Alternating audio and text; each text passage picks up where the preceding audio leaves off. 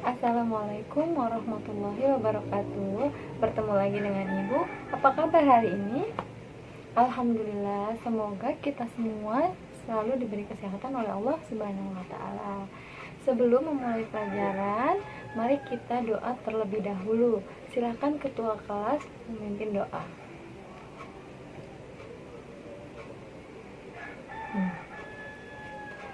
Apakah hadir semua hari ini? Alhamdulillah hadir semua ya, tidak ada yang sakit atau izin. Hari ini kita akan memasuki pelajaran baru. Sebelumnya ibu meminta kalian untuk berdiri. Ayo silakan berdiri. Kemudian rentangkan tangan kalian, tarik nafas, angkat tangan ke atas, hembuskan, turunkan tangannya lagi. Ulangi ya, rentangkan tangan, tarik nafas, hembuskan. Nah, duduk kembali, duduk lagi. Dari yang barusan kita lakukan, kira-kira ada yang tahu nggak hari ini kita mau belajar apa? Ya, hari ini kita mau belajar tentang alat-alat pernafasan pada manusia.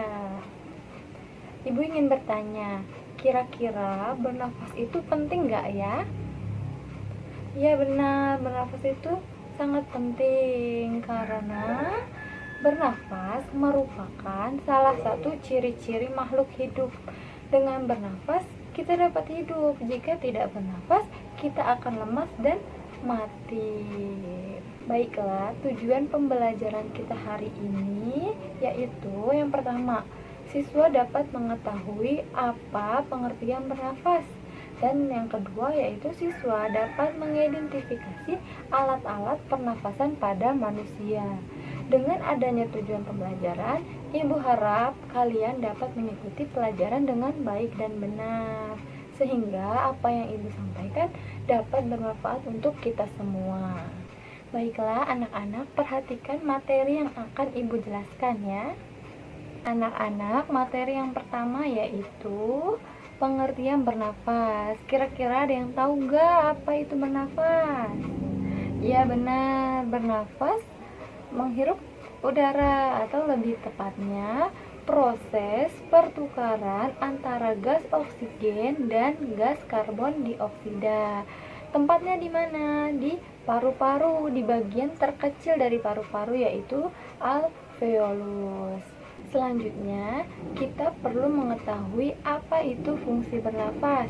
Fungsi bernafas yaitu ketika kita menghirup udara bersih atau oksigen, kemudian oksigen tersebut akan diedarkan ke seluruh tubuh untuk menghasilkan energi yang diperlukan tubuh untuk melakukan aktivitas.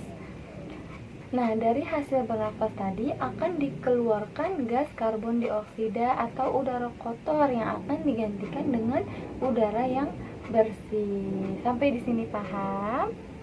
Apa ada pertanyaan? Oke, jika tidak ada pertanyaan, kita lanjut ke materi yang berikutnya. Baiklah anak-anak, materi yang kedua yaitu alat-alat pernafasan pada manusia. Alat yang pertama yaitu hidung. Hidung dapat kita lihat dari luar.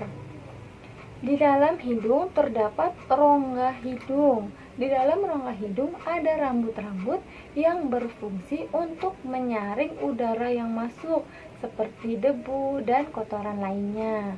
Selain rambut-rambut hidung, dalam hidung juga ada yang namanya lendir. Lendir ini berfungsi untuk menjaga kelembapan di dalam hidung. Kedua yaitu faring. Faring merupakan persimpangan antara jalur pernafasan dan jalur makanan. Nah, kita pernah dengarkan kata orang, jangan makan sambil berbicara, nanti tersedak. Itu benar, karena jalur pernafasan dan jalur pencernaan itu sangat dekat. Faring inilah yang merupakan persimpangan antara jalur tersebut. Jika udara akan dilanjutkan ke laring, dan jika makanan akan dilanjutkan ke kerongkongan. Fungsi dari laring yaitu menyaring udara dari hidung dan dilanjutkan ke laring.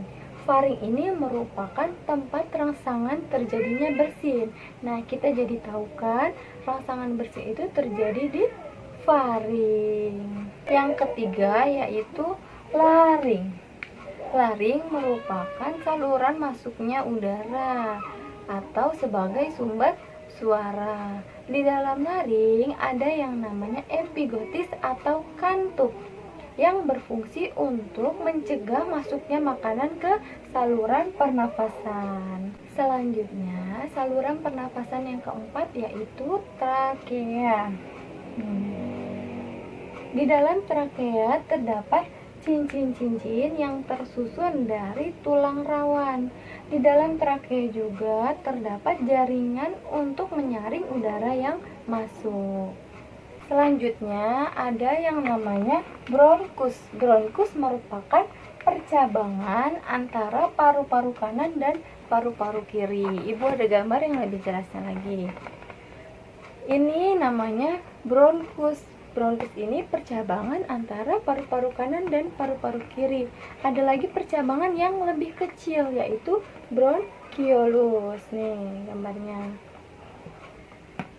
Kemudian ada bagian yang lebih penting dan sangat penting yaitu alveolus. Di alveolus ini terjadi pertukaran antara gas oksigen dan gas karbon dioksida.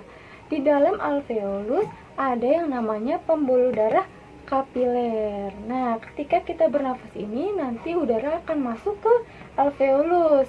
Kemudian bertukarlah gas oksigen dan karbon dioksida, kemudian diedarkan ke seluruh tubuh untuk menghasilkan energi yang digunakan untuk kegiatan sehari-hari, untuk beraktivitas. Paham? Jadi apa saja alat-alat pernafasan pada manusia? Yang pertama, hidung, betul. Yang kedua, faring. Ketiga, laring. Yang keempat, trakea. Kelima, bronkus. 6, bronkiolus. Yang ketujuh, ada alveolus. Ya, hebat semuanya. Selanjutnya, agar kalian lebih mudah mengingat alat-alat pernapasan pada manusia, ibu punya sebuah lagu. Ikuti ibu bernyanyi ya. 1, 2, 3. Ayo belajar sistem pernafasan. Oksigen ke hidung, faring, laring, trakea. Lewati bronkus, juga bronkiolus. Sampai alveolus, bertukar CO2. Hirup oksigen, hei hei. Hirup oksigen, hei hei. Hirup oksigen, hembuskan CO2. Hirup oksigen, hei hei. Hirup oksigen, hei hei. Hirup oksigen, hembuskan CO2. Ayo ulangi sekali lagi. Ayo belajar sistem pernafasan. Oksigen ke hidung, faring, laring, trakea. Lewati bronkus, juga bronkiolus. Sampai alveolus, bertukar CO2. Hirup oksigen, hei hei. Hirup oksigen, hei hei. Hirup oksigen, hembuskan CO2. Baiklah, sampai di sini dulu pelajaran kita hari ini. Untuk pertemuan selanjutnya, ibu akan memberikan tugas. Tugas dilakukan secara berkelompok. Baiklah, sampai di sini. Semoga ilmu yang ibu ajarkan hari ini bermanfaat untuk kita semua. Ibu mohon maaf apabila ada kekurangan kata-kata atau ada kata-kata yang kurang berkenan. Ibu mohon maaf. Baiklah, wabillahi taufiq wal hidayah. Wassalamualaikum warahmatullahi wabarakatuh.